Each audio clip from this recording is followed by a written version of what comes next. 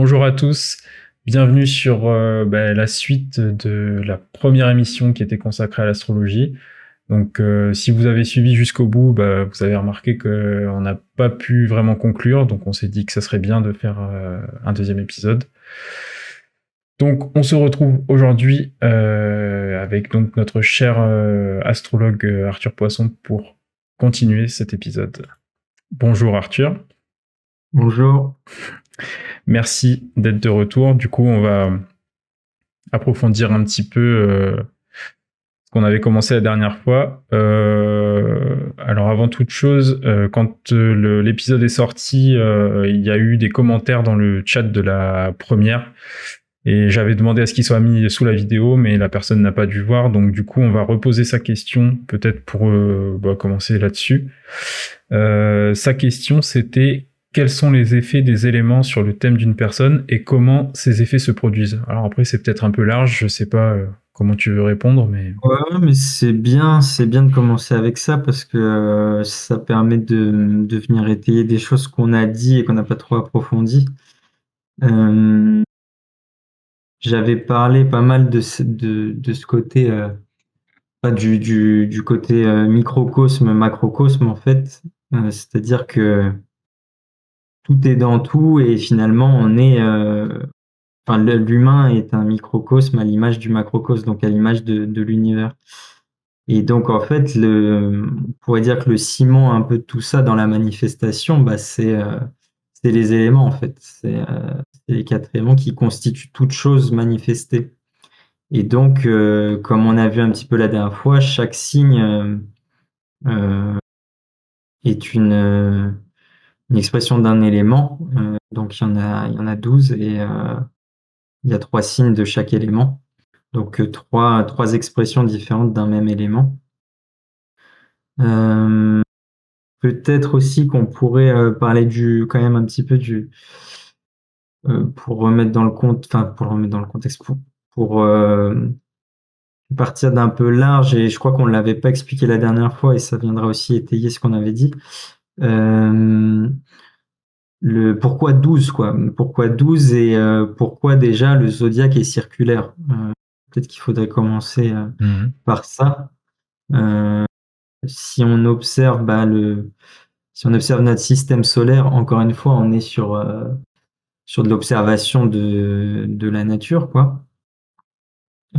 Et globalement, les formes des astres, etc., on est toujours sur un, sur une géométrie circulaire, quoi. Donc, en fait,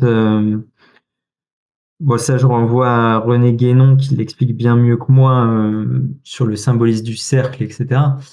On peut dire que le cercle, c'est l'expression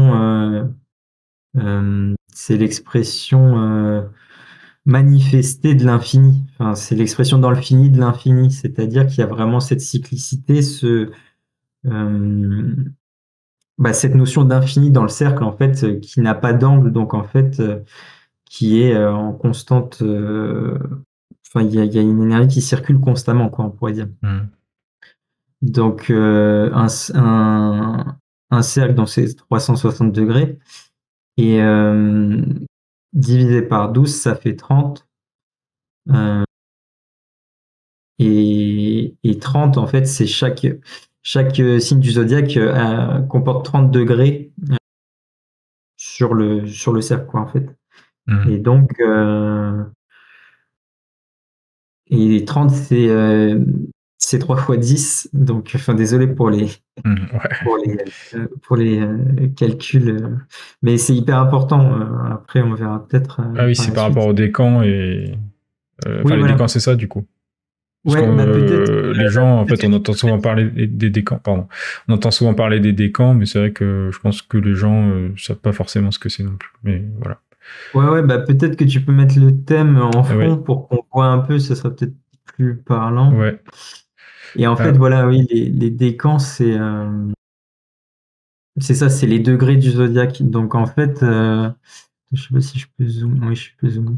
tu- Donc voilà, chaque signe a 30 degrés du zodiaque finalement. Et Et donc 30 c'est 3 fois 10, donc c'est l'expression à 3 niveaux, si on peut dire, d'un même signe, quoi. Enfin, Mhm. donc voilà pour rappeler ça. Et je renvoie aussi au Timée de Platon, qui explique très bien ça.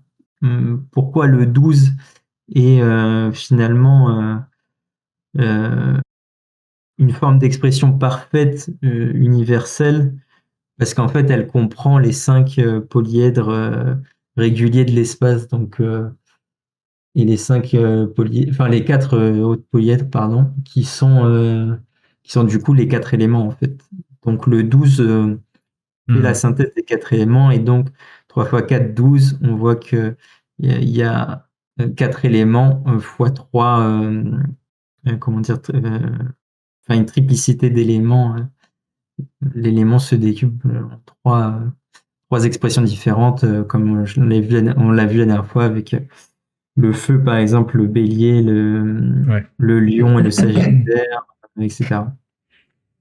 Donc, tout ça pour dire que tout ce qui est manifesté et ce qui s'exprime dans la nature et dans l'univers est un condensé, ou en tout cas une proportion des éléments à une échelle différente, et à une disposition différente, qui s'expriment à différents endroits, de différentes manières, etc. Donc en fait, les planètes aussi sont des condensés d'éléments. Et donc en fait, la question c'était quoi? Comment agissent les éléments en nous? Ouais, quels sont les effets des éléments sur le thème d'une personne et comment ces effets se produisent?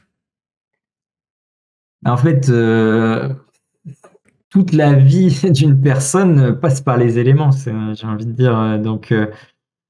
C'est-à-dire que, oui, comme je l'ai un peu expliqué la dernière fois, euh, tout ce qu'on fait, finalement, ça, on en vient à un autre axiome qui est le semblable attire le semblable. C'est-à-dire, il y a vraiment une loi comme ça de réciprocité, je n'ai pas envie de dire d'attraction parce que ça a été un peu déformé ce terme et dévoyé malheureusement, mais en tout cas, il y a le semblable attire le semblable. Donc en fait, un exemple très simple, vous voulez connaître, on pourrait dire, enfin savoir comment agissent les éléments en vous, ou alors comment vous êtes à l'aise avec les éléments. Et ben la terre, vous allez faire du jardin, vous allez bricoler quelque chose, vous allez, oui voilà, enfin ça dépend dans quelle expression de la terre. Ça peut être donc avec le taureau là, comme un peu bricoler, vraiment aller dans la terre. Ça peut être organiser les choses, tout ça avec la Vierge, ou ça peut être vraiment approfondir une connaissance avec le Capricorne, tout ça, se mettre dans une certaine ascèse et vraiment plonger dans quelque chose, tout ça avec le Capricorne. Euh, et en fait, vous verrez en faisant ça, qu'est-ce que ça génère chez vous, dans quel état ça vous met. Est-ce que vous vous sentez plus équilibré? Est-ce que là, c'est quelque chose qui vous déséquilibre? Est-ce que vous sentez que ça vous génère du stress, cette chose-là? Est-ce que ça vous génère de la joie? Et en fait, on peut faire ça pour tous les éléments et pour tous les signes en général. C'est-à-dire que le Gémeaux, ça va être la communication, les jeux de mots, les jeux d'esprit, les relations autres. Voilà, switcher un peu, jouer, comment dire? Oui, enfin jouer avec les mots, jouer avec les relations et être un peu volatile comme ça. Est-ce que ça, c'est quelque chose avec lequel vous êtes à l'aise ou pas du tout? Euh, Est-ce que quand vous faites ça, bah voilà, c'est quelque chose qui vous demande énormément d'énergie et qui n'est pas du tout naturel pour vous? Est-ce que c'est quelque chose qui se fait naturellement? Tout ça, et on peut faire ça pour tous les signes, et, euh, et voir du coup ce que ça génère, et connaître par extension du coup les éléments en nous, comment on les vit. Est-ce que bah du coup c'est là qu'on voit qu'on a des proportions différentes de chaque élément, quoi. C'est tout, c'est un peu la base de toutes les médecines finalement traditionnelles, qui sont retrouver, enfin finalement se connaître, donc savoir quelle proportion d'éléments on a et vivre une vie en adéquation euh, avec les, comment dire, avec les, enfin notre proportion d'éléments. C'est-à-dire que c'est pour ça qu'avant il y avait les castes, des gens qui étaient, bon, enfin ça c'est un peu plusieurs interprétations possibles avec le zodiaque et c'est pas quelque chose de figé, mais euh, on peut voir qu'il y a certaines dominantes de signes euh, engendrent des gens qui vont plus aller vers une caste, si on reprend ce modèle des castes, une caste guerrière, une caste tout ça, d'autres qui vont être beaucoup plus cérébraux dans la pensée, dans tout ça, qui iraient et dans le aussi éventuellement dans le spirituel et qui iraient du coup plus vers des castes sacerdotales, quoi, Hmm. et d'autres, bah voilà, avec le taureau, avec la terre, tout ça, on pourrait dire des gens qui sont plus dans la troisième caste, qui est plus, voilà, enfin, puis le Gémeaux aussi, par exemple, avec les marchands, tout ça. Donc, c'est hyper intéressant de regarder ça pour justement vivre en adéquation avec sa nature et avec sa propension bah, d'éléments, quoi, se retrouver et forcément si on est enfin ce qui arrive pas forcément souvent, mais si on vit enfin contraire à notre constitution, on peut être qu'en mauvaise santé et qu'en déséquilibre. Ça paraît assez évident en fait. Donc c'est un peu tout l'enjeu et puis en se connaissant, en éprouvant différentes expériences en ayant justement une carte pour les comprendre, parce que c'est ça qui manque souvent. On fait des choses, mais on n'a pas forcément cette compréhension par les éléments ou par des choses qui sont finalement très logiques. Et ben on n'a pas, on, on sait pas comment se réguler, quoi, être Et en mais homéostasie. Mais l'idée de toute façon, c'est quand même toujours d'essayer d'équilibrer tous les éléments, je suppose. Enfin, alors forcément, on a une omniprésence sans doute de certains, mais justement, si par exemple quelqu'un est très marqué par le feu, il va avoir besoin de cultiver l'élément contraire pour, ou en tout cas, enfin, pour se réguler, quoi. Je suppose. Ouais. Oui, oui, bah c'est ça, c'est un peu ce que je disais la dernière fois finalement avec se tenir au centre des 12 signes du zodiaque et c'est en ça que c'est très intéressant l'astrologie selon moi, c'est que euh, bah justement le zodiaque on peut le regarder de plein de manières différentes, on peut le regarder d'une manière euh, comment dire quaternaire, on pourrait dire, enfin on peut voir une croix de signes donc qui comprend quatre éléments, on peut voir un signe et son opposé, donc un axe qui est aussi donc opposé à la fois complémentaire, qui s'équilibre, et on peut le voir aussi en triplicité. Et oui, voilà, en triplicité. Et du coup, bah, ça rejoint ce que tu dis, ouais, c'est que c'est le but est toujours l'équilibre en fait. Enfin, pour se, bah, pour être vraiment comment dire, se rapprocher de l'unité, j'ai envie de dire, je sais pas comment expliquer ça autrement, c'est-à-dire, Pas être entier, on sent quoi. toujours, Enfin, ouais, voilà, être entier, et ben, ça vient oui, oui, de se trouver au centre. Euh, et, euh, et en effet, souvent, l'enjeu pour des gens qui sont très marqués par un élément plus que d'autres, etc., c'est qu'il va y avoir des comportements excessifs. Enfin, comment dire, issus de leur nature, quoi, et des dominantes qu'ils ont à certains éléments. Donc, l'enjeu va être pour eux de réussir à trouver l'équilibre dans tout ça, sachant que bah, on a toujours des dominantes. Après, on peut, en se connaissant et justement en comprenant ça, en s'observant, c'est toujours la question de l'introspection, on peut vachement s'équilibrer. Et quand on s'équilibre, c'est sûr que c'est énorme, comment dire, bah, la plénitude, mais l'espèce de complétude qu'on peut vivre. On est beaucoup plus équilibré, on est beaucoup plus centré, et c'est là que ça permet d'ouvrir à autre chose, justement, quand il y a une osmose qui se fait comme ça entre les quatre éléments. C'est là que peut émerger, on pourrait dire, le cinquième élément, l'éther, qui est un peu la quintessence des quatre éléments, quoi. Ouais, ok.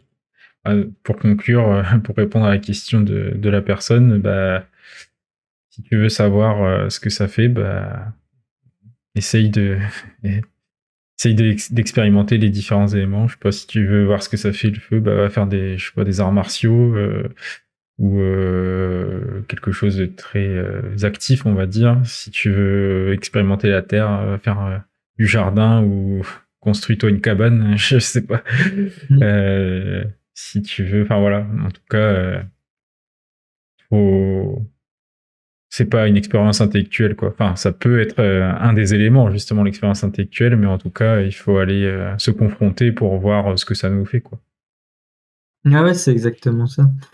Moi, je suis pas pour rester que dans la théorie. Je pense que Oui, c'est vraiment, comme je disais la dernière fois, pas vivre à travers l'astrologie, mais vivre et regarder ce qu'on vit avec l'astrologie derrière, quoi. Enfin, oui. Ok. Eh ben, on peut retourner peut-être là où on s'était arrêté. Alors, on avait fini sur le tour plus ou moins rapide, bien sûr, mais d'ailleurs, je ferai peut-être un sondage sur la chaîne pour savoir si ça intéresse les auditeurs d'approfondir sur l'astrologie. On pourrait faire un format régulier ou pas, soit carrément une vidéo juste sur les signes, enfin vraiment qui va plus dans le détail sur une thématique, et même on peut pousser le détail encore plus loin en allant, par exemple, une vidéo par signe, ça serait possible aussi. Mais je ferai peut-être un sondage pour savoir si ça vous intéresse, et puis bah, on verra en fonction de ça. Et du coup, bah, on s'était arrêté oui, sur les signes. Alors je sais pas sur quoi tu voulais enchaîner ensuite. Ouais. Bah oui, juste pour rebondir sur ce que tu dis, c'est sûr qu'il y a énormément à dire et comme je disais, en fait, les signes, c'est pareil, enfin, c'est pas un signe figé. Comme je disais, déjà, il y a 30 degrés par signe. Donc, Oui. en fait, on pourrait dire déjà qu'il y a 30 expressions d'un signe si on veut, mais enfin, c'est pas, c'est même plus que ça. Mais en tout cas, sur un plan, on pourrait dire qu'il y a vraiment beaucoup de particularités dans un signe, et après, dans un même signe, il y a des niveaux de conscience Ouais. différents. Donc en fait, on peut comme ça, un peu sur deux axes, on pourrait dire, l'axe horizontal et l'axe vertical, voir un signe. Donc oui, on pourrait facilement faire des vidéos, même relativement courtes, mais qui Ouais. approfondiraient un signe en particulier. Il y aurait à dire parce qu'en fait, voilà, chaque, chaque signe s'exprime sur différents plans, puisque, comme je disais tout à l'heure, comment dire, tout est dans tout et l'univers s'exprime en fractal, quoi. Donc, c'est-à-dire que il y a quelque chose qui se décuple tout le temps, mais à la base, il y a une source commune. Donc, on peut regarder à différents plans de la manifestation et de l'expression universelle, on verra des choses différentes dans un même signe. Et pareil pour nous, à des stades différents de notre vie, de croissance. Nous, on fait partie de... C'est pour ça que j'avais commencé par ça la dernière fois, la, comment dire, l'analyse cyclique du zodiaque. Parce qu'en fait, pour moi, c'est celle qui est la plus euh, complète et universelle, on pourrait dire, et qui retrace vraiment un cycle, enfin un cycle complet, un peu de manifestation, quoi. C'est-à-dire de l'impulsion première au bélier à la, comment dire, la fusion universelle, on pourrait dire, avec le poisson. Mm. Et donc, Donc voilà, je sais plus où je voulais en venir avec ça, mais ouais, pour enchaîner, donc oui, j'ai commencé avec l'observation, enfin l'analyse cyclique du zodiaque, mais après on peut, comme je disais avant, l'analyser de d'autres manières, et ça renvoie à ce que je disais avec le 12 et la géométrie avant. En fait, pour rappeler peut-être un truc, on peut quand même difficilement faire de l'astrologie sans passer, enfin, comprendre l'astrologie, si on peut en faire, moi, la comprendre réellement dans ce que c'est en essence, sans passer par les mathématiques et donc l'arithmétique et la géométrie. C'est-à-dire que ça, on le sait bien que l'univers s'exprime de manière mathématique, quoi, que ce soit à travers la géométrie ou les nombres, les formules, etc. Et en fait, bah, l'astronomie et l'astrologie, c'est uniquement ça. C'est-à-dire que là, on regarde un zodiaque, et ben en fait, euh, comme je disais, il y a les 12 signes. On peut regarder un signe par axe, c'est-à-dire que du coup, on fait 2 fois 6, en gros, donc à chaque fois un axe, et donc on analyse le zodiaque en passant par la symbolisme la symbolique, pardon, du 6. On peut regarder le zodiaque par la triplicité, donc les triplicités des éléments. Donc Ouais. là, on passe par la compréhension et la symbolique du 3. Et on peut regarder le zodiaque aussi avec le quaternaire, comme je disais, avec euh, enfin, un axe horizontal, un axe vertical. Et ça, c'est différentes façons de voir. Et ce qui est intéressant là-dedans, c'est de comprendre que quand je dis symbolique des nombres, que ce soit 6, le 4 ou le 3, ça induit une pensée particulière, ça induit une façon de voir le zodiaque et de comprendre les énergies qui va être particulier. Euh, Si on analyse le zodiaque par axe, par exemple, comme je disais avec les 2 fois 6, bah, ça va être avec toute la symbolique du 2, qui est donc la dualité. Donc c'est toujours une opposition, mais à la fois une complémentarité. Euh, et si on regarde, peut-être qu'on peut faire ça du coup avec le zodiaque, Mhm. partir sur le 2. Du coup, l'axe bélier-balance, on voit bien qu'il s'équilibre, c'est-à-dire que le bélier, ça va être l'impulsion première, ça va être comment dire, euh, ouais, le jaillissement, enfin, l'énergie complètement brute qui sort et qui est pas du tout canalisée, on pourrait dire, qui est vraiment voilà, une impulsion, un feu premier. Et en face, il y a la balance. La balance qui est vraiment le signe qui vient arrondir les angles, on pourrait dire, qui vient justement mettre de l'équilibre. Et en fait, il réagit, on pourrait dire, là, si on regarde dans cette opposition-là de l'axe, il réagit un peu en compensation et en complémentarité avec le bélier, qui lui est vraiment le truc de euh, pas du tout d'équilibre, quoi. Enfin, il n'y a pas du Ouais. tout d'équilibre, c'est vraiment une impulsion brute. La balance, elle va vraiment poser les choses pour les équilibrer. Le taureau qui va être un des signes, on pourrait dire, enfin bon, je fais des caricatures, hein, Oui, encore une oui. fois, il y a plein de lectures de signes, mais qui peut être très matérialiste. Et ben, en face, on a le scorpion qui peut être euh, énormément dans l'émotion, on pourrait dire, dans le ressenti, l'émotion et tout, submergé limite des fois par ça, dans un truc de fusion avec les autres. Donc c'est pareil, ça s'équilibre. Et puis il y a un côté un peu construction avec le taureau et destruction avec Oui, le voilà, scorpion. exactement. Ouais, ouais, tu vois, il y a énormément de lectures possibles, ouais, c'est ça. Euh, le, le Gémeaux, donc il va avoir pour but de diffuser, comme on l'avait vu un peu, euh, oui, une certaine volatilité, une certaine, il joue beaucoup, quoi. Et Oui, en face, on a le Sagittaire les deux signes sont dans une dynamique un peu d'expansion et de partage, sauf qu'on n'est pas du tout dans les mêmes énergies. L'air du Gémeaux, il y a un côté très versatile, tout ça. Le feu du Sagittaire, il va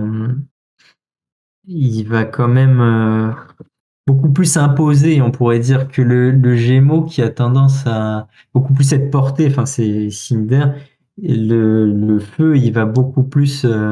les deux vont se passer dans des cercles, on va dire, dans une dimension sociale, mais il y en a un qui va se laisser porter, il y en a un qui va plus imposer, quoi. oui, Donc il y a un équilibre qui se fait là-dedans. Enfin, pareil, il y a d'autres lectures possibles. oui. Euh, enfin, je ne sais pas si on fait tout ou je sais pas si c'est intéressant de tout faire ou pas. Bah, Si pas on comprend force. Ouais, je l'idée pense et qu'on comprend qu'après, l'idée. On peut ouais. continuer après sur. Je sais pas si on passe sur les maisons. Après, il y a aussi. On n'avait pas détaillé Il y a non les plus planètes, les ouais, mais planètes. Oui, voilà. les planètes, il y a beaucoup à dire. Euh, mais donc oui, enfin, peut-être juste pour finir sur les signes, Ouais, là on a vu par axe, on peut voir par triplicité, comme j'ai dit tout à l'heure, avec la triplicité de feu, qui est le vécu d'un élément ouais, à différents degrés. Donc ça fait une maison, enfin un triangle, et donc comme je disais tout à l'heure, ça renvoie euh, à tout ce qu'induit le triangle, c'est-à-dire la réunion d'une dualité en son apex, et du coup, comment dire ça, la Trinité, c'est l'expression unitaire dans la manifestation, donc c'est pour ça que ça a été autant. Il y a beaucoup d'astrologues qui ne jurent que par la triplicité dans toutes leurs lectures. Donc, c'est très intéressant aussi et ça induit une autre forme de pensée et du coup une autre dynamique du zodiaque. C'est ça que j'essaye de dire depuis tout à l'heure, c'est que il y a la logique cyclique, il y a la logique d'opposition duel, il y a la logique ternaire qui sont des logiques complètement différentes mais qui sont intéressantes à regarder et complémentaires hein, d'un certain point puisque tout renvoie au 12 quoi et à cette plénitude, enfin complétude du zodiaque quoi. Donc après, si on passe mal, du coup les planètes, comment on pourrait voir ça? Bah, ce que je disais tout à l'heure, c'est des condensations finalement, on pourrait dire des éléments du coup à des proportions énormes quoi, puisqu'on est sur voilà. Mais il y a des dominantes de planètes, comme nous, je disais tout à l'heure, dans notre nature, on a souvent une dominante d'un signe, etc. Enfin d'un élément, pardon. Là, les planètes, c'est pareil. Peut-être que tu peux mettre l'image là après du système solaire. En fait, les planètes, elles vont avoir du coup des dominantes, pardon, d'éléments et donc une influence particulière.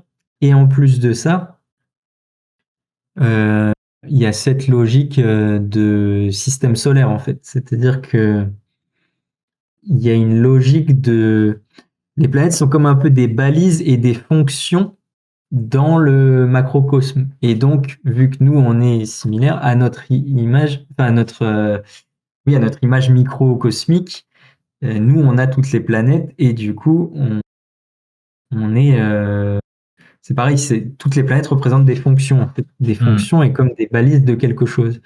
Donc, si on fait un peu dans l'ordre, on pourrait dire que bah, finalement, tout part du Soleil qui, lui, est central et c'est le centre finalement c'est le centre du zodiaque. Donc c'est l'essence de toute chose. D'ailleurs, son symbole, c'est le point avec d'accord.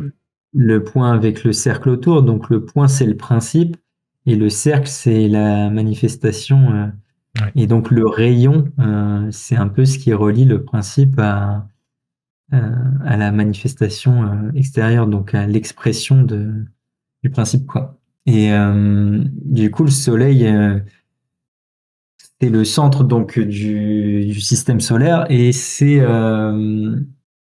donc l'essence de toute chose, on pourrait dire. Pour nous, c'est pareil, c'est l'essence. Ensuite, on a Mercure. On voit bien qu'en plus, plus les planètes sont, enfin, plus elles sont proches du Soleil, plus elles sont rapides. Du coup, leur orbite est court et donc elles sont plus rapides. Donc, elles font des révolutions plus rapidement. Donc, elles ont une dimension beaucoup plus, comment dire, à la fois connectée à l'essence, on pourrait dire, des choses, et enfin, à l'essence des choses, à l'essence tout court, en fait. Et plus on s'éloigne, et ben plus il y a une lenteur et quelque chose qui devient euh, plus essentiel, mais universel au sens large, quoi, je dirais. Et donc, le Soleil, donc l'essence, Mercure, on pourrait dire qu'autour, eh ben, c'est l'impulsion première, donc c'est une planète très rapide, c'est une planète qui est très liée à tout ce qui est nerveux, à tout ce qui est dynamique, tout ça, en fait, c'est ce qui met en mouvement, finalement, on pourrait dire l'essence première. Vénus, deuxième planète, c'est la planète qui va donner, comment dire, une forme un peu archétypale, on va dire, de fond. C'est pour ça on la relie souvent à l'art, tout ça. C'est vraiment donner une forme, c'est créer quelque chose. Elle est aussi liée au, comment on appelle ça, au taureau, pardon, qui du coup et c'est aussi mettre en forme tout ça. Pas mal d'analogies après derrière. Euh, Après on arrive à la Lune du coup qui est le satellite de la Terre. Bon là on la voit pas du coup sur la Pas, photo, ouais. Jamais là. qui est le satellite de la Terre et finalement comme je disais la dernière fois c'est vraiment le catalyseur. Donc la Lune elle va avoir pour but de créer l'organisme en fait sur Terre, c'est-à-dire que c'est euh, c'est elle qui va euh, donner vie dans le sens organique, végétatif, etc. Tout ce corps, etc. On sait qu'on est fait, je crois, à 90% d'eau, quelque chose comme ça. Donc, c'est assez parlant. Par rapport à ça, la Lune, on le relie à l'eau par excellence. Donc, c'est totalement ça dans le zodiaque.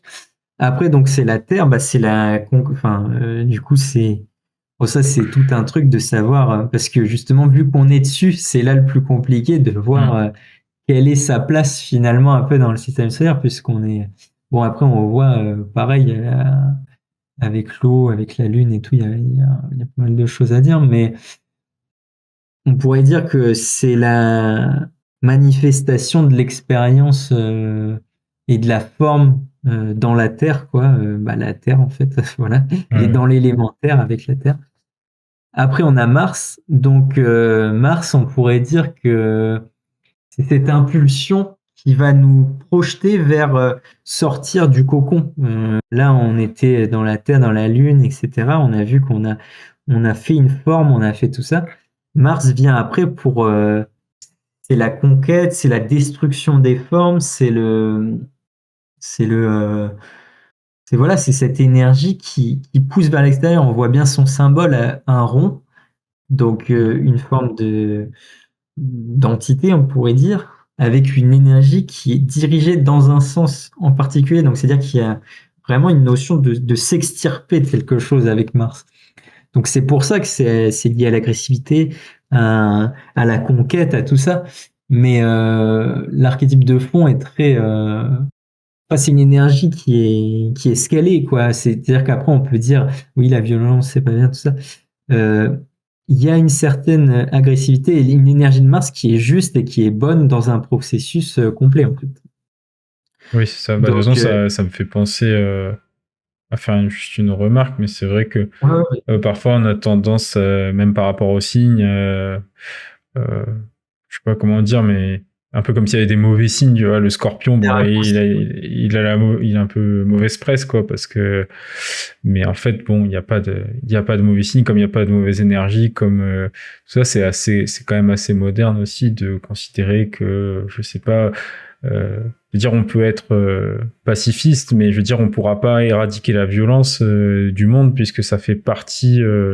Enfin, c'est une force qui, je veux dire, est nécessaire dans l'univers, dans la création. Je sais pas comment dire, mais enfin, tout est nécessaire et même s'il y a des choses qui sont, on va dire, moralement et éthiquement peut-être pas acceptables. Enfin, je sais pas comment dire ça, mais Si, je vois ce que tu veux dire, ouais, c'est hyper intéressant. En fait, je pense que la différence, elle est toujours, en fait, c'est ce dont parle l'alchimie, en fait, c'est-à-dire c'est la transfiguration des énergies, c'est-à-dire toutes ces énergies sont ce qu'elles sont et elles sont, oui, ni bonnes ni mauvaises. Par contre, il y a une forme brute et une forme subtile, on pourrait dire. C'est-à-dire on peut raffiner une énergie. Et c'est un peu, par exemple, comme là, on parle de Mars, tout ça, c'est les arts martiaux. C'est-à-dire que tu as ouais. une énergie, quelqu'un qui a beaucoup d'agressivité, quelqu'un qui a beaucoup de colère et tout. On va dire, bah oui, bah, une voie martiale et tout, c'est intéressant. Comment il va finalement réussir à transformer toute cette colère pour la maîtriser, faire quelque Mhm. chose avec, la mettre dans une cause qui est juste, en faire quelque chose. C'est-à-dire Euh, que sinon, bah oui, tu dis ah oui, non, moi j'ai de la colère, non, je l'accepte pas. Enfin, du coup, tu l'as subi. Tant que tu transformes pas et tant que on en revient à ce que on disait dans la première vidéo, tant que tu n'acceptes pas ce que tu es dans ton entièreté, et ben en fait, tu es voué à subir certains trucs. ouais. Par contre, si tu vois ce que t'es, tu vois toutes les parties de toi, même les trucs les moins flatteurs, que tu trouves le plus honteux, le plus brut, le machin, que ce soit les pulsions sexuelles, que ce soit la violence, que ce soit des trucs comme ça. Et ben, ça, c'est des énergies qui demandent à être prises en main, maîtrisées, transformées. Donc ouais, ouais, totalement. Ça n'a pas de sens de dire que ça c'est bien ou pas bien, en tout cas à ce niveau-là de lecture, Mm. parce que tout a sa raison d'être et on en revient à cette cyclicité du zodiaque que j'expliquais. Il y a toujours une inspiration, une expiration. Faut sortir, faut machin, faut re-rentrer, et à des niveaux différents. Donc en fait, tous les signes ont leur raison d'être et ils peuvent être magnifiés. Et vraiment, moi, je crois qu'on a assez d'exemples dans le monde pour voir plein d'exemples de certains signes qui ont été magnifiés, des gens qui avaient des vies pas faciles, des énergies, des choses euh, dures. Je pense là à Satprem, par exemple. Satprem, Ouais. euh, bah, je sais pas si les gens connaissent plus que ça, mais c'est quelqu'un qui était dans la spiritualité et qui a été dans les camps de concentration. Enfin, c'est un juif, hein, je crois. Enfin, oui, c'est un juif. Il était dans les camps de concentration. Il a été vraiment détruit, quoi, en fait. Après, il a erré un peu dans le monde. Il a été sannyasine, etc., renonçant en Inde à faire l'aumône, tout ça. Et après, il a rencontré du coup euh, la mère et Aurobindo. Et il y a eu toute une démarche spirituelle et toute transformation. Et lui, bah, si on regarde son thème, je crois qu'il est Scorpion, ascendant Scorpion. Mm. Là, on est vraiment dans l'énergie, il s'est fait détruire en fait. Et lui, qu'est-ce qu'il a fait de cette destruction? Mais il s'est complètement, comment dire, en fait, il a rené de ses cendres, quoi. Ouais, ouais.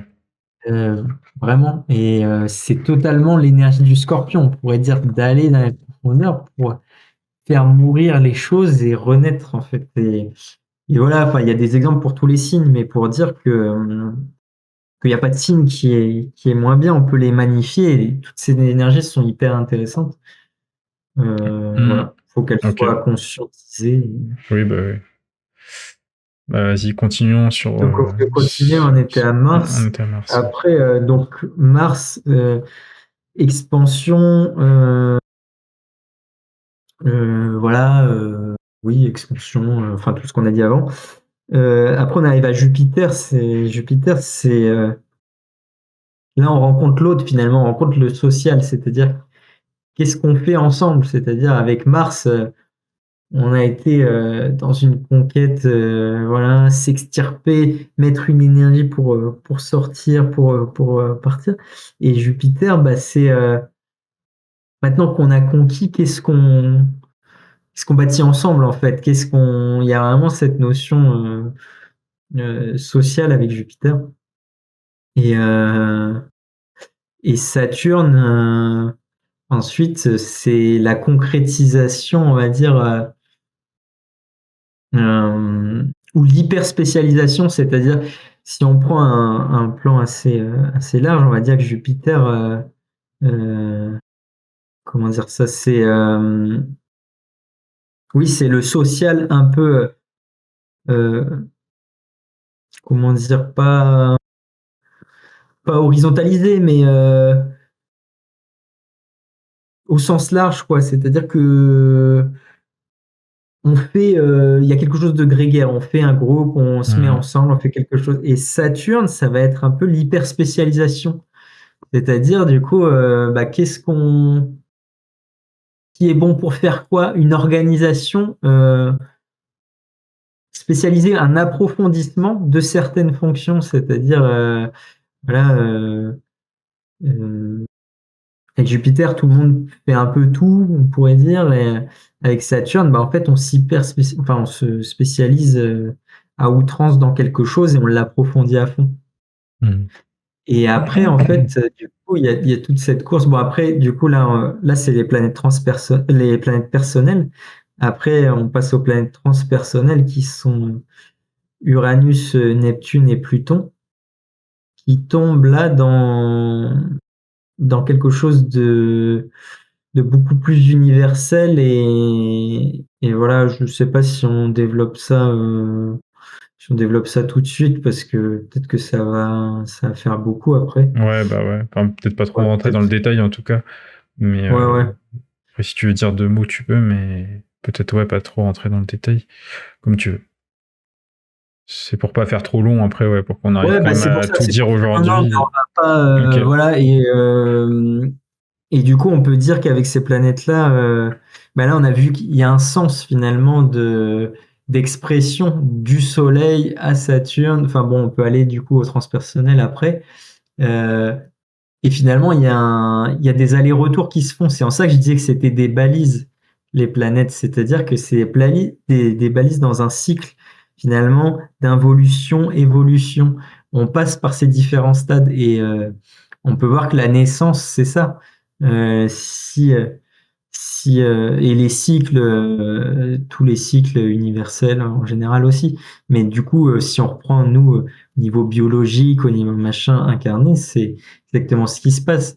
Comme je disais, ça part de la lumière du soleil qui est l'essence de toute chose et ce qui fait vivre enfin, qui fait, oui, vivre et tourner, exister notre système solaire et qui régit toutes les planètes pour aller vers Mercure, qui est la mise en mouvement d'un bout du Soleil, on pourrait dire d'un rayon du Soleil qui est extirpé, qui est mis en mouvement, dans une forme un peu archétypale avec Vénus, et mis dans un organisme avec la Lune, mis dans un corps, dans un organisme, tout ça, enfin, dans un corps astral, psychique, etc., émotionnel, qui va se fusionner avec un corps de terre, avec l'homme. Faut quand même rappeler que ça vient de humus, qui est la terre, quoi. Hmm. Donc, notre corps de chair vient quand même de la terre, mais c'est l'union avec cette semence qui est amenée par la lune, qu'on pourrait dire l'âme. Et on pourrait faire le parallèle du soleil avec l'esprit, finalement, corps, âme, esprit. Et donc, on voit bien qu'il y a ça. Et, euh, et après, bah, il y a une fois qu'on est finalement constitué, etc., et ben, il y a sortir de la mer, donc sortir de la Lune avec Mars. Donc, c'est là que, bah, à un certain âge, je sais plus exactement les cycles Mais à un certain âge, bah forcément, l'enfance s'ouvre au monde et il va vers l'extérieur, tout ça, et il quitte comment dire, le cocon, la matrice maternelle, quoi. Donc il sort de la Lune. Ça, c'est cette impulsion de Mars. Il va se sociabiliser, tout ça. Il trouve des, comment dire, des, des champs communs social, collectif, tout ça avec Jupiter et il se spécialise dans quelque chose, il trouve un peu sa spécialité. Hmm. Et après, il y a le mouvement inverse de retour en fait, et c'est toujours un aller-retour finalement. Sauf que à chaque aller, à chaque retour, on peut dire il y a quelque chose de plus qui est ramené, quoi. C'est-à-dire que on a fait tout un travail et on revient ramener au soleil, à l'essence, une information qui a été le plus loin possible de lui. C'est-à-dire que nous, on est un peu en fait des expérimentateurs du monde pour l'esprit. C'est-à-dire qu'on fait l'expérience de la manifestation dans des sphères qui sont extérieures à cette essence. Et c'est ce que disent toutes les traditions. Euh, que pourquoi l'homme existe pour comment dire, pour conscientiser la manifestation et l'expression. Si on reste dans le soleil, en fait, bah, on est toujours dans le principe, on connaît rien de Hmm. l'expérience, quoi. C'est-à-dire, on est dans cette unité première, quoi, on pourrait dire. Et Hmm. donc voilà, il y a plusieurs cycles comme ça enfin, toute notre vie, on fait ça, on pourrait dire, et c'est ce qui se passe avec aussi le zodiaque, etc. On revit tout le temps les mêmes choses, et le but, c'est de les vivre à des niveaux de profondeur différents. Et c'est là où, pour revenir à quelque chose de plus terre à terre, comme je disais la dernière fois, quand on voit qu'on a des difficultés à un moment du cycle, ça veut dire qu'il y a toujours quelque chose qui n'est pas intégré et qui n'est pas fluide à cet endroit-là, à un certain niveau. Du coup, on n'arrive pas à dépasser ce niveau de lecture dans un signe, enfin ce niveau de vécu dans un signe, on pourrait dire. Du coup, on peut pas le subtiliser. Ce que je disais avant, entre l'énergie première et un peu brute qui vient de l'élément, de la planète, du signe, etc.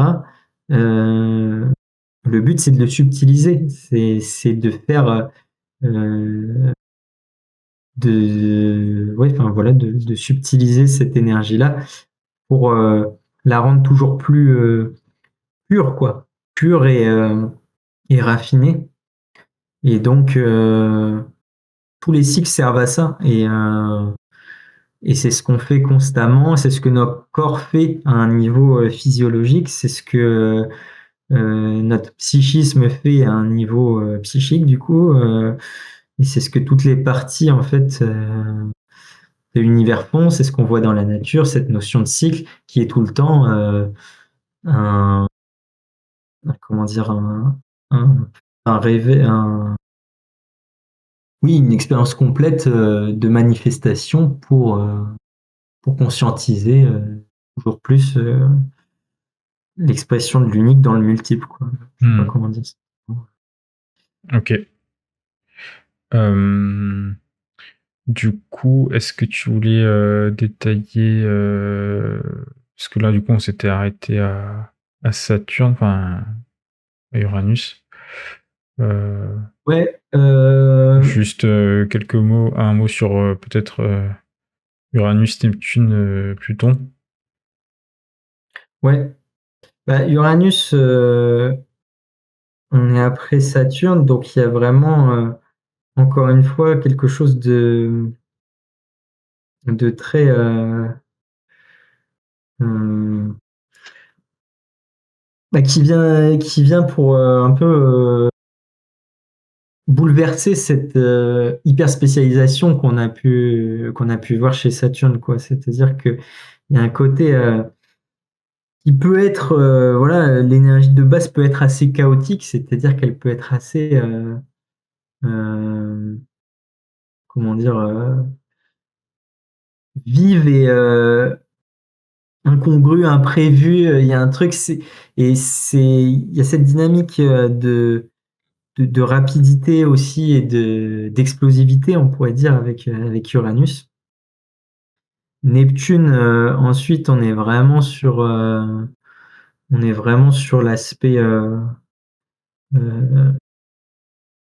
l'aspect subconscient,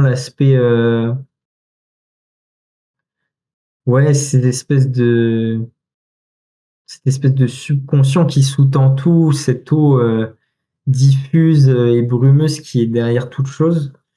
Et Pluton, bah, on est euh, sur la destruction, la transformation, la destruction ultime des choses et la transformation. Euh, du coup, destruction, c'est toujours pour une transformation de Oui, toute oui. façon. Donc voilà, voilà, ça c'est un niveau de lecture des planètes et une façon de les lire, encore une fois, dans une expression cyclique, mais on pourrait les expliquer de manière pareil, élémentale, avec leur dominante, Oui. euh, aussi avec leur analogie avec un signe, parce que voilà, Pluton, on Oui, oui. l'associe souvent au Scorpion et tout.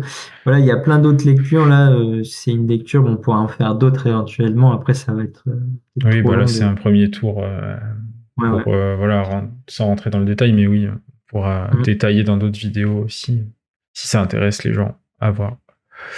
Ouais. Ok, donc après quoi, les maisons?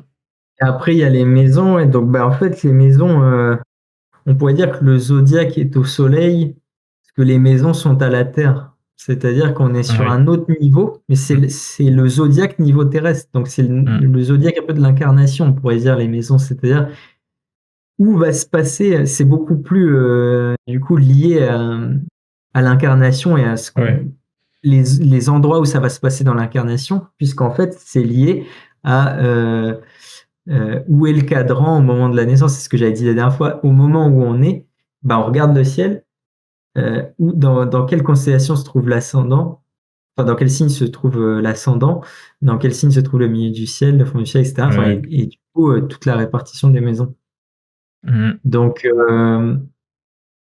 donc oui, c'est un peu la même chose que le zodiaque, mais au niveau de l'incarnation. Et Ouais, donc là encore. Luc Biget, Ouais. c'est pas mal son truc. Je me souviens plus pour les maisons et les signes, mais je me souviens que pardon, les signes et les planètes, je me souviens plus ce qu'il dit exactement, mais je sais que pour les maisons, il dit que c'est des champs d'expérience.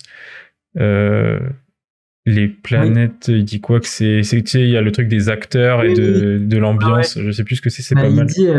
il dit que les signes sont un peu le lieu de la pièce, l'énergie de fond, on pourrait dire tout le Ouais, décorum. Les planètes sont les acteurs ouais, et les maisons sont les les champs d'expérimentation. Chaque pièce d'une grande pièce de théâtre, quoi. On ouais, pourrait dire. ouais. Donc, ouais, ouais, c'est un peu ça. Ce que je disais avec les planètes avant, c'est que du coup, c'est des fonctions. Donc, on, on les a vues au niveau d'une évolution, comment dire, un peu d'incarnation, d'un cycle d'incarnation, de la naissance, etc., à la mort. Mais, mais comment dire ça mais on peut voir comme des fonctions. Encore une fois, ça rejoint ce que je disais avant. Vu que c'est fractal, c'est vrai à tous les niveaux de lecture. C'est-à-dire qu'au niveau biologique, justement, Luc Biget, qui est biologiste, il fait ce parallèle-là avec au niveau de la cellule, comment se passe une cellule qui est une, après il se Ouais, multiplie, qui ouais. fait ça, qu'est-ce qu'elle fait? Après, elle va chercher un groupe de cellules pour s'associer tout avec Jupiter. Enfin, Hum, il y a toute une logique qui s'exprime à tous les plans et c'est ça l'analogie et c'est ce qui est intéressant avec le symbolisme.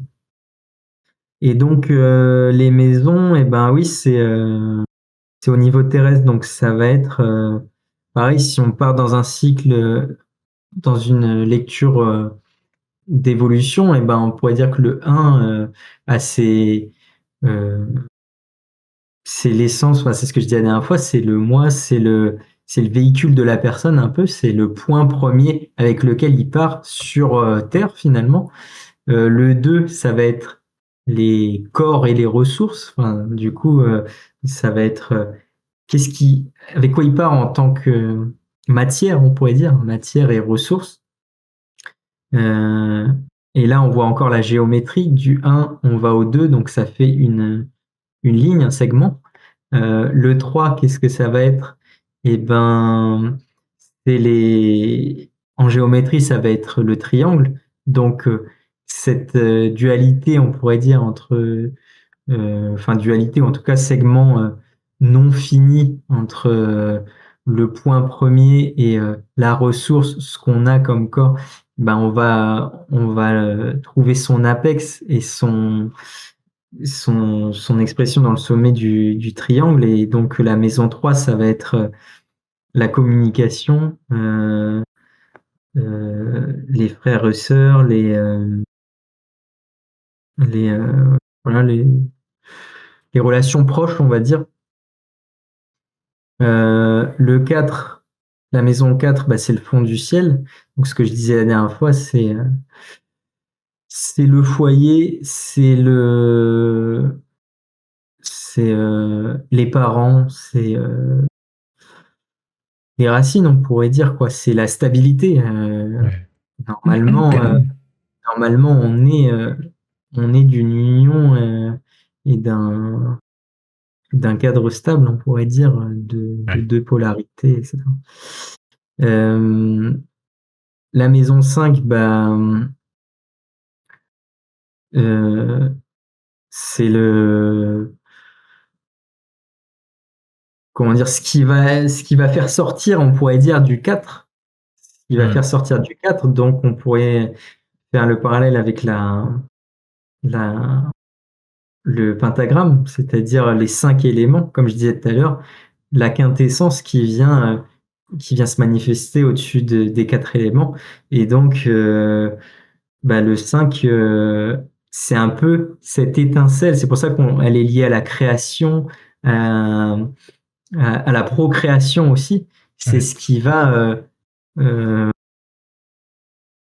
comment dire, oui, c'est un peu cette étincelle qui sort du foyer, quoi, on pourrait dire, Ouais, ouais. qui va amener quelque chose de nouveau dans ça. Le 6, bah, c'est la fusion des deux triangles, c'est l'étoile de David. Euh, donc, normalement, tu vois, si on voit en deux sphères 6 maisons et 6 maisons, et ben, on Ouais. pourrait dire que là, c'est comment dire, l'aboutissement du processus individuel d'une personne, tu vois. Ouais. C'est-à-dire que euh, elle a eu avec ses ressources, ses trucs, elle a communiqué, elle s'est entourée, elle a fondé un foyer, elle a, enfin, elle s'est blottie, elle s'est équilibrée, on va dire, dans un foyer. Elle s'est, euh, elle a créé ou procréé avec la maison 5. Et avec la maison 6, il y a une concrétisation du bas et du haut, on va dire, on pourrait dire, c'est-à-dire, c'est pour ça qu'on la lie au travail, au quotidien, c'est-à-dire qu'on décide de s'inscrire dans quelque chose avec la maison 6 parce qu'on a trouvé un peu notre individualité, quoi, et notre particularité. Donc, elle est reliée au quotidien, elle est reliée au travail, elle est reliée à, voilà, différentes choses. Après, il y a Ouais. d'autres lectures. Et après, à partir de la maison 7, eh ben, on passe sur quelque chose de plus collectif. Donc la maison 7, on rencontre l'autre. On rencontre l'autre, un peu l'altérité de ce qu'on était. Euh, Dans la maison 8, on va rencontrer l'autre en profondeur, on pourrait dire, la dimension psychique de l'autre, euh, Ouais, voilà, enfin, ouais, la dimension particulière, en tout cas, de l'autre. La maison neuve, ça va être un peu l'ouverture vers les, euh, les pensées, la spiritualité. Une fois qu'on a passé, enfin, on a beaucoup travaillé sur la relation à l'autre, le psychisme, et ben on arrive à quelque chose de qu'est-ce qu'il y a après finalement. Donc on arrive un peu aux sphères spirituelles, aux pensées, à la philosophie, à tout ça. La maison 10, on voit que la maison angulaire, on arrive encore à une, comment dire, un peu une concrétisation de quelque chose. Donc la maison 10, ça va être la vocation. Qu'est-ce qu'on fait avec ça? Qu'est-ce qu'on fait avec ce qu'on a expérimenté? On pourrait dire de la maison 7 à la maison, enfin la maison 10 du coup au milieu du ciel. Donc c'est avec ce que j'ai, avec ma particularité propre, toute cette individualité que j'ai retrouvée en faisant l'expérience dans la relation à l'autre, et ben, je peux trouver finalement quelle est ma vocation et où est ma place dans ce monde-là. Donc là, on arrive encore à un autre niveau à partir de la maison 10, un niveau un peu plus, euh, comment dire, euh, bah, on pourrait dire que de la 7 à la 10, c'était plus relationnel et là, on va plus dans le collectif pour le coup, Hmm. collectif et jusqu'à aller vers le transpersonnel avec la maison 10. Donc la maison 10, voilà, vocation un peu l'endroit du travail, de tout ça. Maison 11, et ben, à la suite de la maison 10, qui va être le travail, la vocation, tout ça, je trouve ma vocation, bah, avec qui je m'associe pour encore donner encore expandre finalement cette vocation qui est la mienne, etc. Donc on trouve les gens, on met en commun, on met tout ça. C'est la maison des associations, des groupes, et tout ça. Et la maison 12, pour finir, bah, c'est la fin de cycle, c'est-à-dire aller vraiment vers le transpersonnel, aller vers le... On est parti vraiment du moi, bah là on va vers le soi, enfin l'universel, quoi, on pourrait dire, c'est-à-dire me fondre finalement, me fondre dans l'univers. C'est pour ça qu'on dit que elle est liée aux maladies, elle est liée à l'enfermement, elle est liée à, comment dire, aux épreuves, tout ça. Mais c'est quoi le tronc commun de tout ça? C'est-à-dire que tout ça nous pousse à finalement quitter le moi, quoi. Quitter le moi pour s'ouvrir à quelque chose de beaucoup plus universel. Et donc voilà. Ok. Ça, c'est la lecture de manière cyclique. Encore une fois, on peut la lire par axe avec la maison 1, la maison 7, enfin ascendant, descendant, fond du ciel, milieu du ciel. On peut lire euh, par, comment dire, triplicité aussi. Je l'ai pas dit tout à l'heure avec les signes, mais on a des signes cardinaux fixes et mutables. Donc, le bélier est un signe cardinal, le taureau est un signe fixe, gémeaux est un signe mutable, et après, ainsi de suite, de 3 en 3, ça enchaîne avec ça. Euh, qui traduit des dynamiques des signes et des énergies. Et là, c'est pareil avec les maisons, c'est-à-dire qu'on a les maisons cadentes, succédantes, et merde, c'est quoi la dernière déjà? Et cardinal, je crois, je sais plus comment Je on sais pas. appelle ça. Je savais même pas pour les maisons qu'il y avait des termes comme ça. Ici, c'est pareil que les signes. Mais du coup, c'est un peu les mêmes dynamiques. Il y a des maisons qui sont dans la et qui sont encore une fois, on en revient aux éléments. En fait, on pourrait dire qu'on a une une maison de l'action, une maison du feu, trois maisons d'action, ça va être la maison 1, la maison 5 et la maison 10. C'est-à-dire, qu'est-ce que je fais? Donc, il y a moi, il y a le véhicule, l'action partant du moi, l'action par la création et la procréation, et l'action par la vocation et la dimension plus collective. Après, il y a les maisons du coup qui sont beaucoup plus liées à la terre. Maison 2, euh, maison 6 et maison 9. C'est en tout cas plutôt une maison d'acquisition et de biens qu'on a, qu'ils soient matériels ou immatériels. C'est des biens, c'est des choses qu'on va posséder. Après, on a les maisons qui sont beaucoup plus liées à l'air, c'est la 3, la 7 et la 11. 3, 7, 11 qui sont des maisons de relations, quoi. Comme j'ai dit, la 3, c'est la relation, on va dire, plus restreinte, frère, sœur, les petites communications, etc. La maison 7 qui va être la relation à l'autre en tant que interindividuel, et la maison 11 qui va être la relation dans le collectif. Et enfin, les maisons d'eau, ça va être la maison du coup 4, 4, 8 et 12. Et là, on voit que ça va avec l'élément aussi, c'est-à-dire qu'il y a une plus grande passivité dans la maison d'eau. Et la maison 4, bah, c'est le foyer, c'est nos parents, c'est tout ça, c'est un peu les racines. Ça, on est un peu passif là-dessus. Le 8, la 8, c'est ce qu'on reçoit, comment dire, on la lie aussi à la mort, à tout ça, enfin, parce que, allez, voilà, on peut faire un parallèle avec l'énergie de Pluton et tout, mais une énergie, enfin, une maison, pardon, de transformation et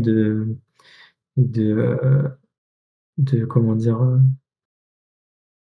oui, enfin, de choses qui est un peu passif, et la maison 12 aussi, qui est liée euh, aux épreuves de la vie, à certaines maladies, etc. Euh, mais il y a une dimension initiatique, en tout cas dans celle-là, maison 8 et la maison 12. Enfin, en tout cas, les maisons d'eau, il y a une dynamique assez initiatique, ouais. Peut-être parce que passive, et du coup, certaines acceptations, une transformation qui est vécue et qui doit être intériorisée.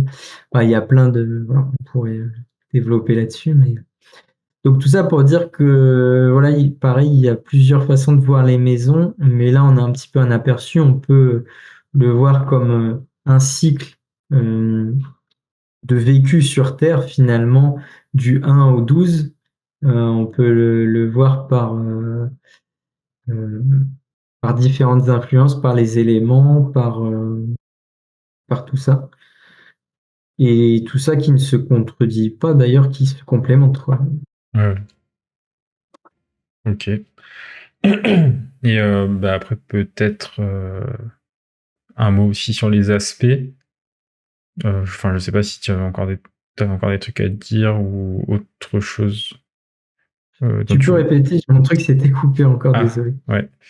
Non, j'allais dire peut-être après un mot sur les aspects, ou à moins que tu aies pas Ah oui, fini sur ça, mais oui. peut-être pour avoir voilà le tableau à peu près général de tout ce qui rentre en compte, et après bah oui, on pourra aller dans le détail. Puis c'est pareil, si des gens sont intéressés pour faire ce travail sur eux-mêmes, bah qu'ils n'hésitent pas aussi à te contacter, puisque le mieux c'est toujours de voir un astrologue après pour défricher un peu tout ça dans son histoire personnelle aussi. Oui. Oui, c'est ça. Bah là, on parle de choses très généralistes. C'est vrai que je fais pas en plus beaucoup d'exemples forcément avec des choses concrètes dans la vie des gens, mais tout ça, ça s'exprime à tous les niveaux. Donc j'essaie de présenter ça assez largement pour qu'après les gens puissent s'en saisir et Oui. le regarder à leur niveau dans une démarche Mm. possiblement introspective, et pourquoi pas approfondir avec d'autres Ouais, oui. personnes aussi. Mais oui, en fait, voilà, donc les aspects, ça va être comment toutes les fonctions, comme on a vu les astres qui sont des fonctions, donc les astres qui sont des condensés d'énergie, à des répartitions et des endroits du système solaire différents, donc qui ont un impact dans l'espace et dans le temps différent pour chacun, et qui sont, on pourrait dire, des petits mondes à part entière, quoi. Enfin, c'est vraiment la sphère de Jupiter, c'est tout un champ autour de cette planète-là, et donc il y a une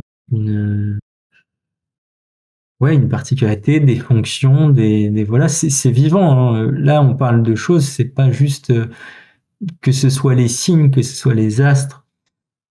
Tout ça, c'est vivant. D'ailleurs, bah, c'est en mouvement constant. À la fois, ils sont en mouvement sur eux-mêmes en rotation, ils sont en mouvement autour du Soleil. Euh, Tout ça, c'est vivant, quoi. Et donc, faut pas du tout voir ça comme des choses figées ou des images qu'on met. On est sur la nature et des choses qui vivent et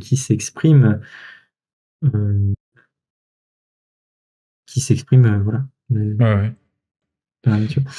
Et, euh, et ben en fait, on en revient à ce que je disais avec les mathématiques et la géométrie, les aspects ne sont autres que les figures géométriques, enfin les endroits où sont les astres les uns par rapport aux autres. Tu peux peut-être remettre la photo là du système solaire.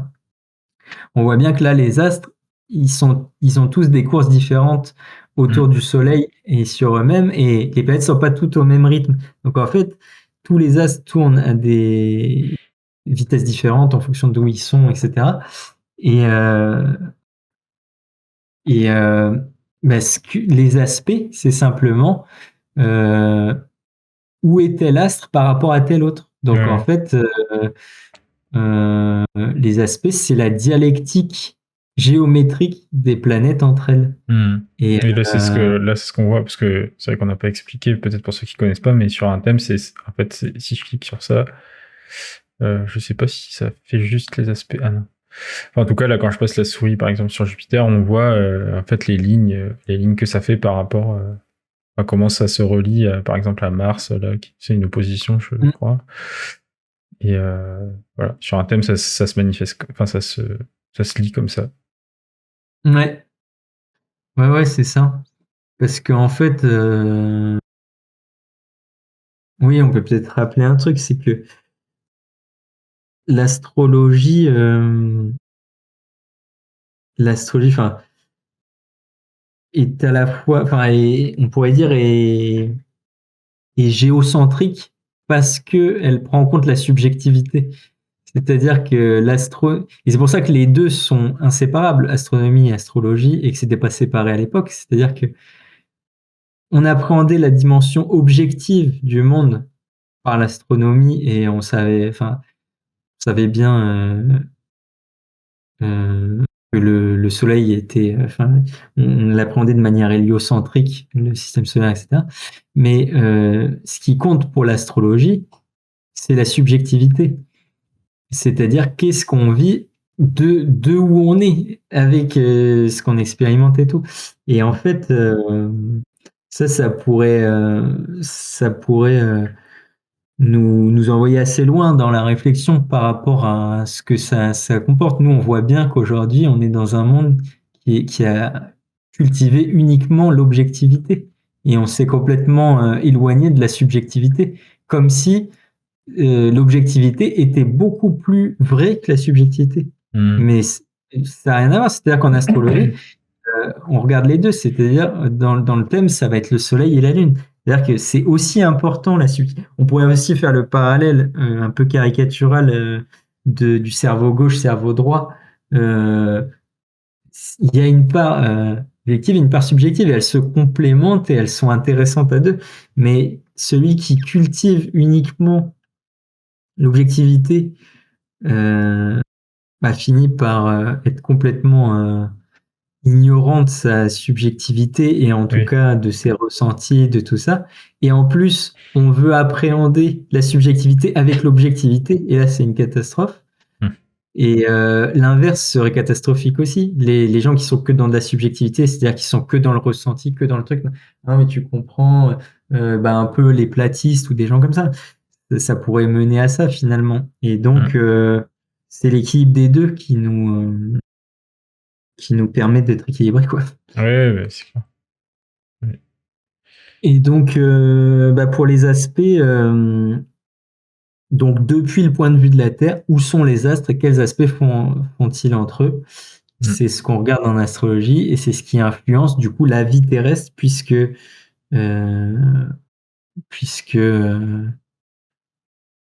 enfin notre vie terrestre avec puisque ça touche par analogie ces mêmes fonctions en nous.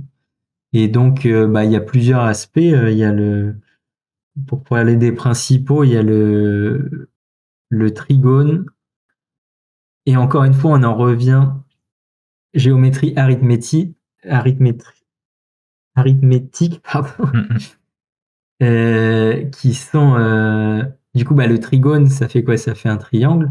Donc, comme je disais tout à l'heure, ça induit une dynamique, une façon de penser, enfin de penser une dynamique de mouvement et une comment dire, je sais pas une intention, mais en tout cas ouais une dynamique quoi.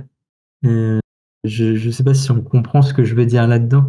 Il y a vraiment une dynamique particulière qui vient avec la forme qui est induite. Donc, C'est plutôt le le trigone, triangle, c'est quoi? Enfin, du coup, si on reprend le truc du triangle, ça serait plutôt ouais, la pointe, peut-être quelque chose qui tend vers quelque chose, enfin qui pointe vers quelque chose ou qui comme une impulsion, je sais ouais, pas. ouais, dans les aspects, c'est ça, c'est du coup le, le trigone. On pourrait dire que on va partir de la conjonction, donc les planètes sont au même endroit. Oui. C'est comme s'il y a il y a un germe qui était posé entre les deux. Après, elle continue, il y en a une qui va plus vite que l'autre, etc., qui avance. Donc elle fait un trigone à la première. C'est-à-dire que euh, ce germe se déploie dans l'expression du manifesté, puisque quand elles sont au même endroit, elles sont fusionnées, quoi. Elles Ouais, sont ouais. fusionnelles. Tout est là, mais on le voit pas, puisque c'est dans une pure fusion, quoi. Et en avançant, bah, ça va se déployer dans la manifestation. Donc là, qui va commencer par faire un trigone, c'est une première dynamique d'expansion avec ce trigone qui sort. Ça sort de ça. Et donc c'est 30 degrés. Et, euh, et après, bah, pour analyser un trigone, on va voir où a commencé le cycle finalement quand elles étaient collées, les deux planètes fusionnelles à l'état de germe. En quel signe c'était et quel aspect il y avait avec le reste du zodiaque à ce moment-là. Donc qu'est-ce que ça veut dire? Et du coup, là on aura le germe et on peut analyser tout le cycle derrière. C'est-à-dire que la planète va donc avancer, elle va faire son trigone dans un signe particulier, donc elle sera dans une énergie particulière, elle viendra dire quelque chose en plus de l'aspect qu'elle fera. Donc, il y aura toute une dynamique à décrypter. Après, après on peut dire qu'il y a le carré. Le carré, donc c'est un aspect rouge, c'est un aspect de tension. Le triangle, voilà, il est là, il vient pointer quelque chose, il y a une dynamique dedans. Le carré, il est là, paf, il est, les angles sont bien raides, quoi. C'est 80, ouais, c'est ça, c'est combien le carré? C'est 80, 90? Je sais pas. Non, je vais pas dire de bêtises. 90 degrés, ouais. Du coup, bah là, souvent, on l'associe à une tension, la première tension du cycle d'une planète et d'une autre dans leur expression. Et ça renvoie à ce qu'on disait. toujours des inspires, des expires, une dynamique d'expansion, une dynamique de contrainte, une dynamique de fermeture, de machin. Et là, c'est encore une fois cette expression à un autre niveau qui s'exprime. Et donc le carré, souvent, c'est associé à une tension, mais une tension qui permet de dépasser, on pourrait dire, le premier obstacle qui voudrait figer le cycle. Puisque le carré, c'est le cas, ça veut venir figer quelque chose. Et en fait, c'est obligé de devenir une tension si on veut continuer à évoluer, en fait. Donc après, ça va vers le sextile. Le sextile, qui est lui un aspect, on dit encore plus harmonieux, c'est-à-dire que il va vers la forme du sextile, c'est l'hexagone. Donc j'étais avec le 6, l'étoile de David, etc. La fusion de deux triangles, quoi. Donc c'est-à-dire que il y a là-dedans enfin pas un accomplissement, mais dynamique qui se rapproche d'un quelque chose d'harmonieux, en fait. Je sais pas comment dire ça autrement, quelque chose de très harmonieux et, euh, et encore une fois qui permet d'aller vers l'expression complète euh, de ces aspects, du subjectif à l'objectif. C'est-à-dire que l'opposition, après le sextile, c'est l'expression dans le signe en face euh, du germe, comme je disais, de la fusion qu'il y a eu au début du cycle. On pourrait dire du complètement subjectif qui s'est passé à l'intérieur fusionnel.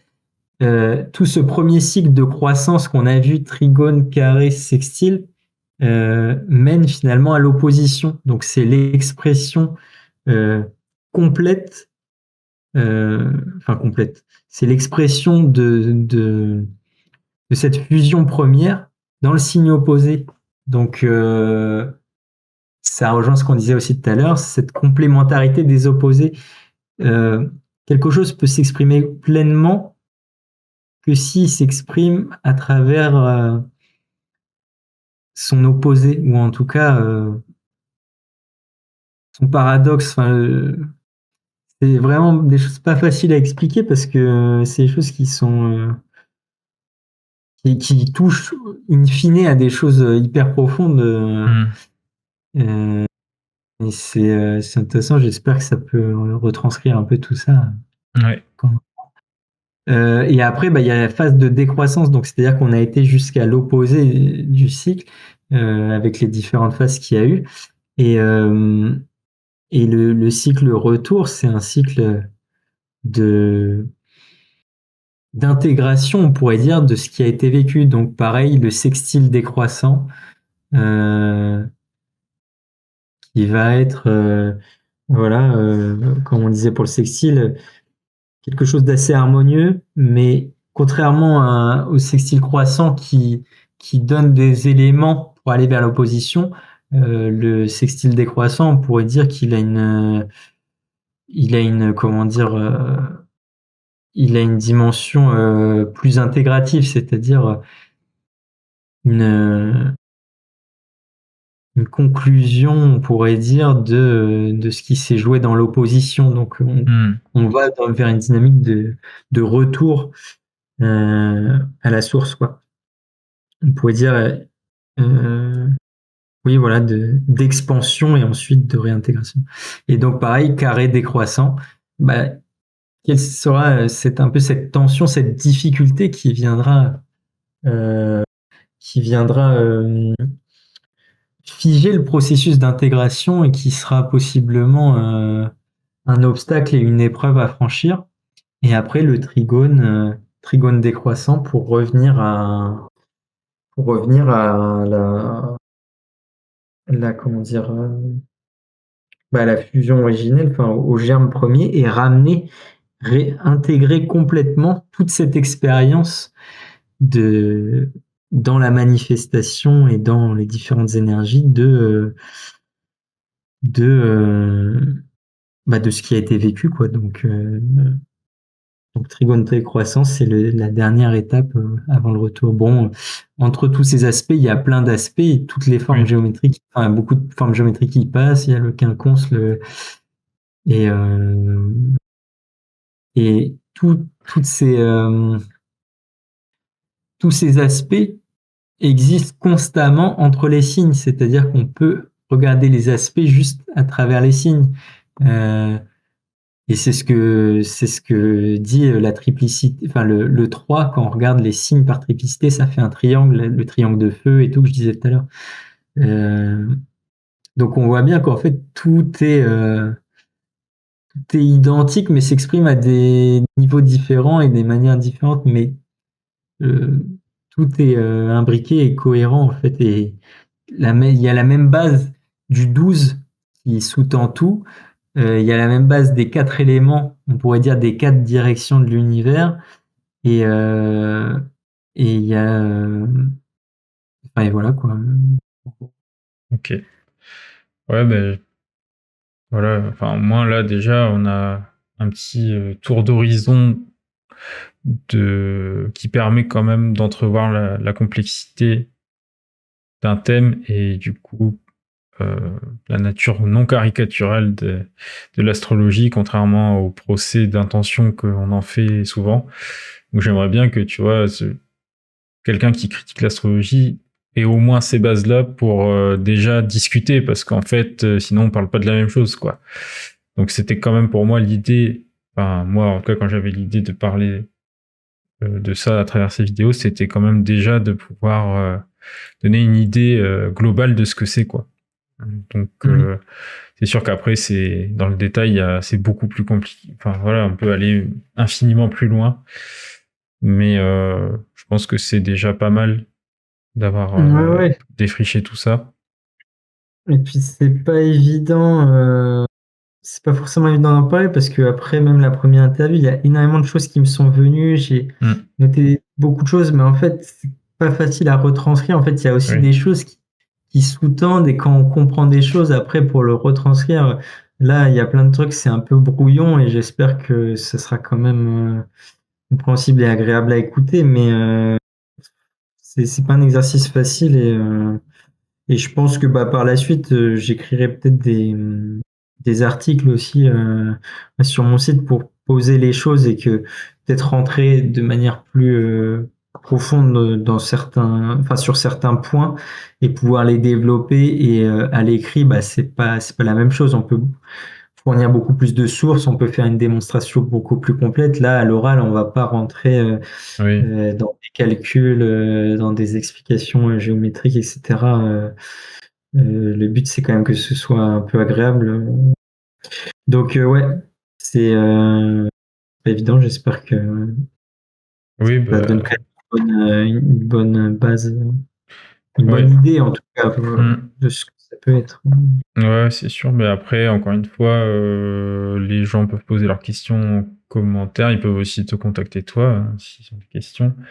Et puis si bah, ils manifestent un intérêt pour approfondir tout ça, on pourra éventuellement envisager d'autres vidéos, peut-être pour voilà, éclaircir certaines choses. Je sais pas trop, à voir. Voilà. Après, bah, là, de toute façon, on va aller vers la conclusion, mais justement, pour conclure, j'aurais bien voulu que peut-être tu donnes peut-être bah, quelqu'un qui a envie d'approfondir, quelqu'un qui a envie de s'intéresser, peut-être des conseils de lecture, des podcasts, des personnes à suivre, des conseils en général. Enfin voilà, c'est. Sur l'astrologie en particulier. Ouais, j'aurais dit sur ça, et après peut-être sur d'autres choses qui peuvent éclairer sur ça Ouais, aussi, ouais. mais bon, plutôt sur l'astrologie, ouais. Ouais, ouais, en tout cas, sur l'astrologie, il y a les classiques, les livres, enfin, le livre de Ptolémée, la Tétrabible, c'est quand même une base d'astrologie traditionnelle classique. Après, c'est accessible. Il y a Denis Labouré aussi, qui a sa chaîne et qui fait des explications courtes et qui a une école en astrologie traditionnelle. Après, il y a Luc Biget. Ses ouvrages sont un peu compliqués à trouver maintenant, mais il y a pas mal de vidéos aussi sur l'astrologie, des séminaires, puis il y a son site internet. Après, il y a plein d'ouvrages, mais là, moi, je dirais ça en référence de base, en tout cas, peut être intéressante. Bah, après, faire Barbeau aussi, Ouais. André Barbeau. Et en base, ça peut être intéressant de prendre un traité d'astrologie pratique et voilà. Mais je sais pas, ça dépend ce qui attire aussi dans l'astrologie et sur quoi on veut se focaliser. Ouais, Il y a ouais. plusieurs approches différentes et du coup, voilà, qu'est-ce qu'on veut en faire et du coup, ça oriente un peu vers différentes approches traditionnelles. C'est beaucoup plus complet, on pourrait dire. Après, l'approche d'André Barbeau, etc., c'est beaucoup plus sur un plan psychologique finalement. Ouais. Mais c'est vrai que c'est pas, enfin, selon après, ouais, la sensibilité qu'on a, c'est plus, enfin, c'est peut-être plus abordable, en tout cas, c'est peut-être plus parlant. Oui, de commencer par ça, ouais, ouais. Après, voilà, tout dépend d'où on part et oui, comme tu dis, ce qui nous intéresse. Ouais, après, je sais qu'il y a des gens qui aiment revenir aux sources directement des choses. Mm. Moi, j'ai fait un peu ça pour commencer. Après, ce qui est compliqué quand on fait ça, c'est sûr que bah, faut se mettre dans la pensée de l'époque, Oui, et ça demande quand même un effort particulier, quoi. oui, c'est ça. Un effort plus grand que Mm. prendre un bouquin bah, d'André Barbeau qui est du XXe siècle, Oui. qui a les mêmes références que nous, on pourrait dire, Oui, c'est ça. actualisé. Bah oui, oui, complètement. Ok. Euh, ok, bah de toute façon, je pense qu'on va terminer sur ça. Enfin, je te laisserai quand même un mot de la fin sur ce que tu veux par rapport à tout ça en général, sur l'astrologie, sur enfin, ce que tu veux en fait. Je te laisse le mot de la fin. Ouais. Et ben, ce que je dirais, c'est que, comme j'ai dit un peu après un vidéo, l'astrologie est un outil. Et encore une fois, c'est qu'est-ce qu'on en fait. Donc, selon moi, la priorité, c'est plutôt de travailler sur soi, d'expérimenter, d'être en paix avec soi-même. Et si l'astrologie est un outil qui le permet pour vous, et ben, c'est super et il faut y aller. Si c'est un outil qui sert à s'identifier, à se trouver des, à s'identifier, à s'enfermer dans des choses, je trouve ça dommage. Je trouve ça dommage et donc voilà, c'est ce que j'aurais envie de dire en tout cas sur cette partie astrologie et sur peut-être conclure sur le symbolisme. J'en parle constamment. Je ne sais pas si on a bien saisi. On a essayé de l'expliquer dans la première vidéo. Euh, et ce que je disais tout à l'heure aussi avec subjectivité, objectivité. Euh, L'objectivité n'est vraiment pas au-delà du subjectif, ou en tout cas, il n'y a pas d'ordre, enfin d'ordre de grandeur et de qualité là-dessus. C'est deux facettes et deux façons de voir les choses. Et en fait, le symbole permet de faire la jonction entre ces choses-là. Je vais prendre un petit exemple et puis après je finirai là-dessus. Pour exprimer cette force et cette présence du symbolisme, c'est que, par exemple, en Qigong ou en yoga, il y a des postures qui imitent les animaux, en fait. Et En fait, là, c'est une expression du symbolisme concrète, c'est-à-dire que on imite un animal. Lorsqu'on l'imite, eh ben, on a une répercussion physiologique avec ce qu'on fait, la forme qu'on prend, on va se mettre dans une position accroupie, ceci, cela. On va avoir certains attributs. En même temps, on va avoir une répercussion énergétique, c'est-à-dire les mouvements qu'on va faire, ils vont se répercuter et mettre des dynamiques en nous induites par cette posture-là.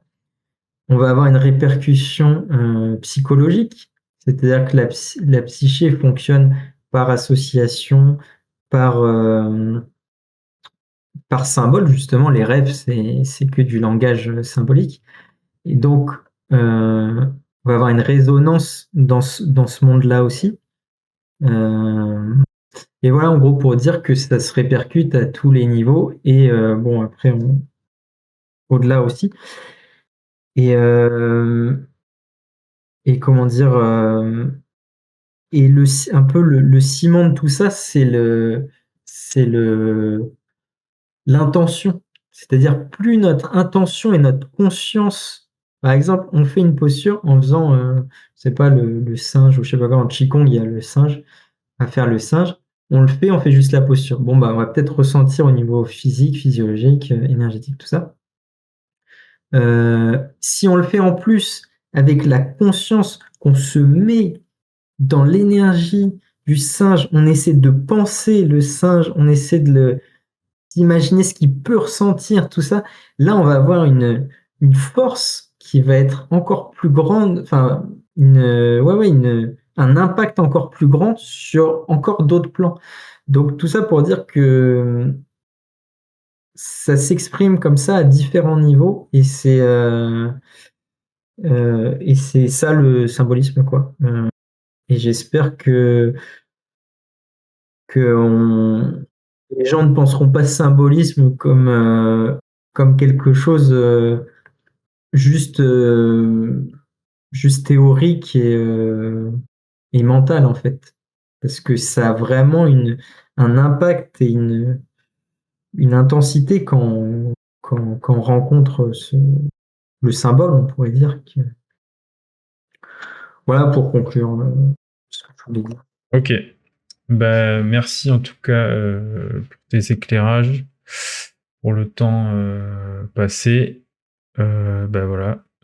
N'hésitez pas à nous faire vos retours sur la vidéo pour la suite. Moi, j'ai déjà quelques idées d'invités. Enfin, c'est en pourparler, mais j'ai déjà quelques pistes. Donc, on se retrouvera bientôt pour d'autres épisodes. Ce sera, voilà, comme j'ai déjà dit, les thématiques seront variées. Le but, c'est de donner la parole à ceux qui proposent autre chose et qui sont dans l'action, qui essayent de faire advenir un monde autre que celui que le spectacle auquel on peut assister en ce moment, qui est pas toujours très très joyeux. Donc voilà, de toute façon, on se tient au courant de tous ces nouveaux formats, de ces nouveaux épisodes, et puis bah, merci de nous avoir suivis, parce que c'est des formats assez longs et ça demande du temps et de la concentration, ce qui est précieux aujourd'hui et ce que les gens ont du mal à investir. Donc si vous êtes arrivé au bout de ces 2 vidéos, bah merci beaucoup de nous accorder votre temps et votre attention. Allez, à bientôt.